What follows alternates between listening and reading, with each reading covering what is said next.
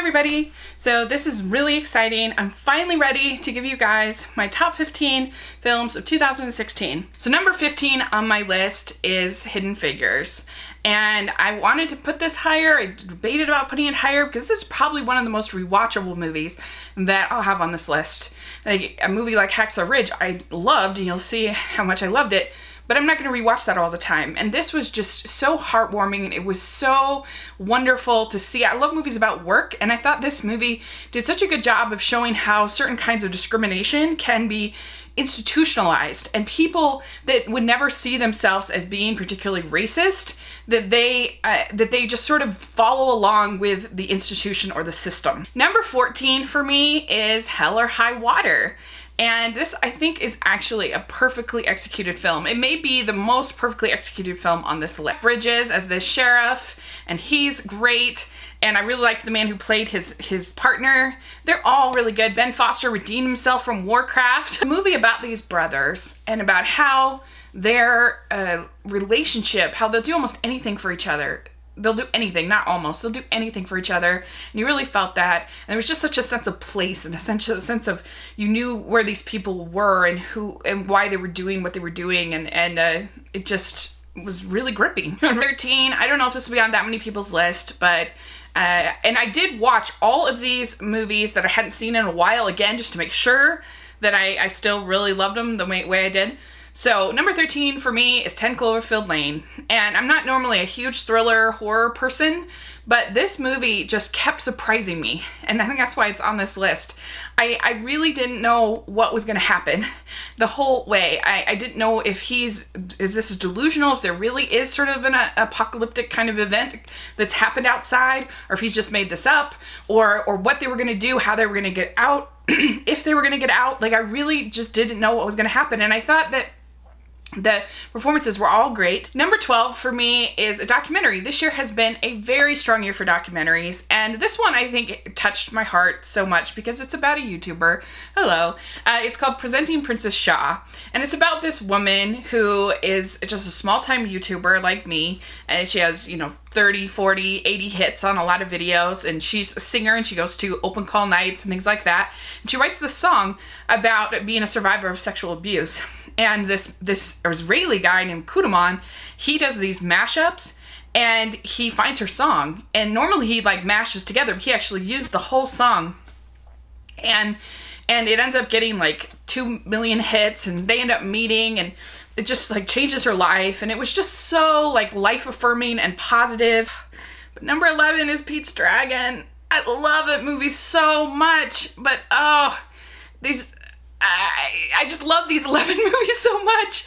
But yeah, so Pete's Dragon, I want Disney to make more of these movies. This movie felt like the kind of movie we don't normally get very often. This movie felt sincere and emotional and not afraid to give kids an emotional story like you used to get in live action Disney films, not these churned out remakes that we've been getting lately. So my number 10 is another documentary, and this was so original. It's called Tower.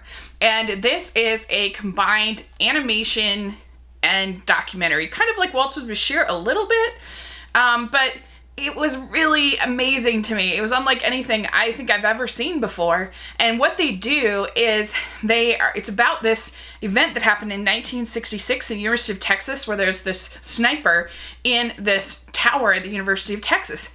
And it basically, they go through minute by minute what's happening with the victims and the tower, and they have interviews from the actual victims, but then they also have it in animation, and then actors sort of portraying those, doing the voice acting and then the acting of those parts. And so it just immerses you in a way that I had never seen before. And I love the fact that they really showed all sides of this. There's one character. Number 9 for me, I actually had it off the list for a little while because I was thinking, oh, it's overrated.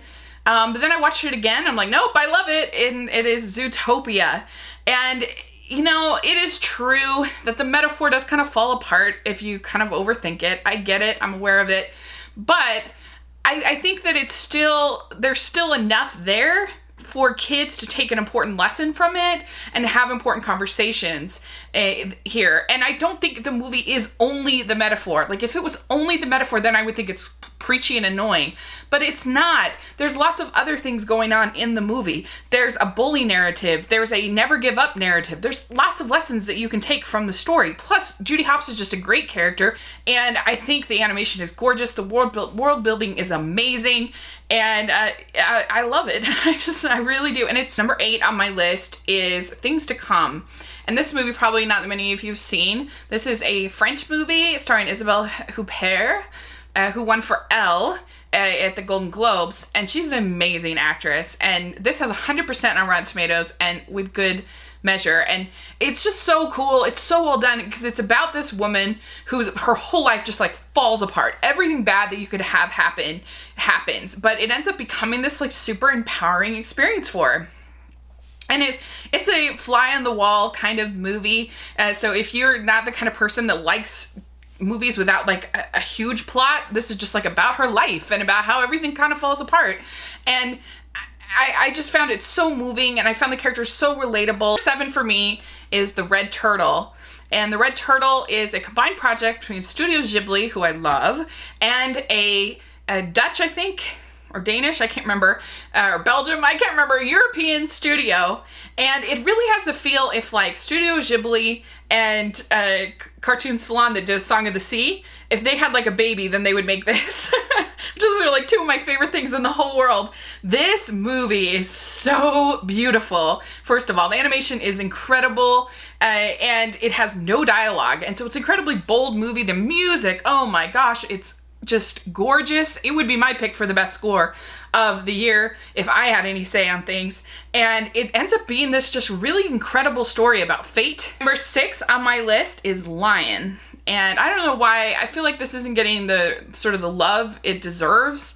I thought this movie, the true story element was just incredible, that this actually happened and he was able to find his family through Google Earth and everything. But really, like especially the first hour when it's just about him as a little boy, oh my gosh, it was so compelling. It really reminded me of Slumdog Millionaire, which is one of my favorite movies ever.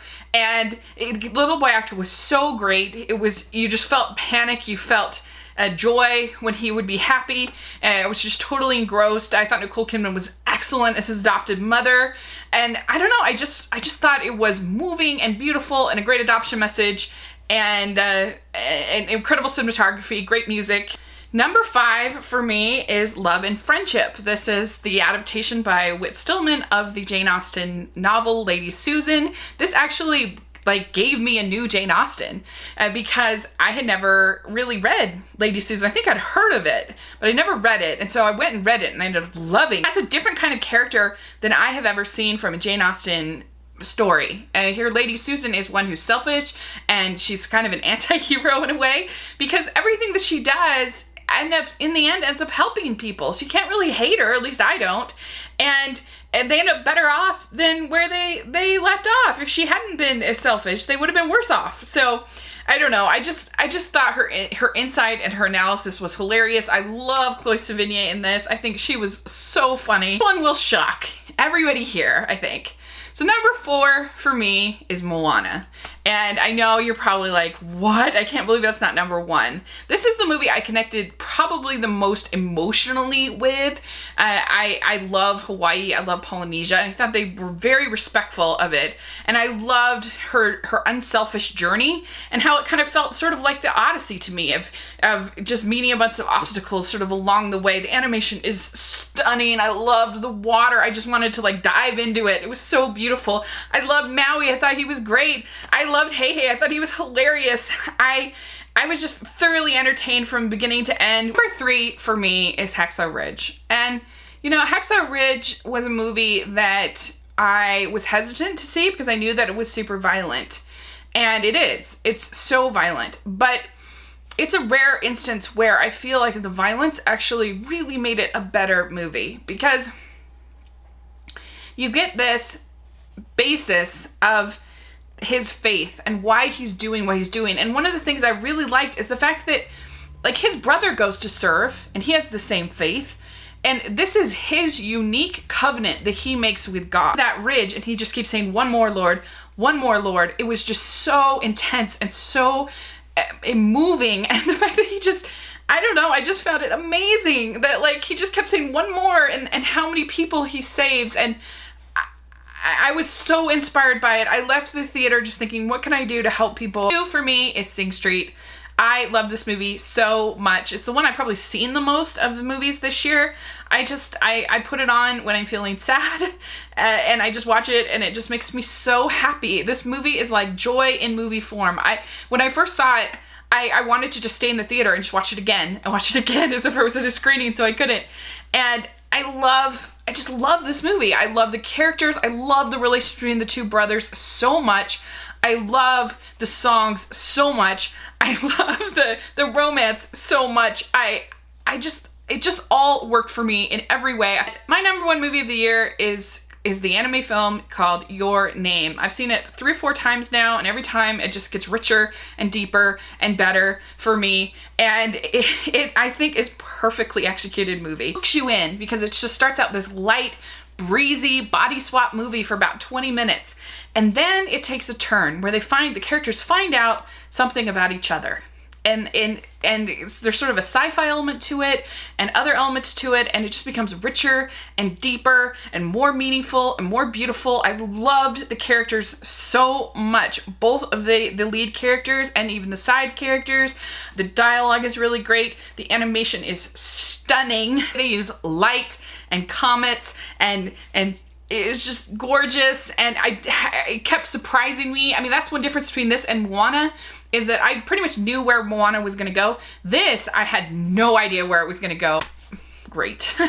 It's a great movie, and it's my number one of the year. It's the one that's the most unique, the most memorable, the most beautifully animated, and so yeah, there it is. So that's my top 15 of the year.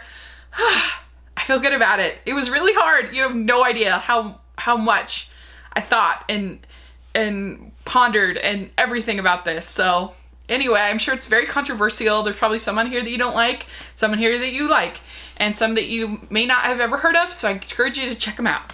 So thanks so much. Please subscribe to my channel, and I will talk to you later. Bye.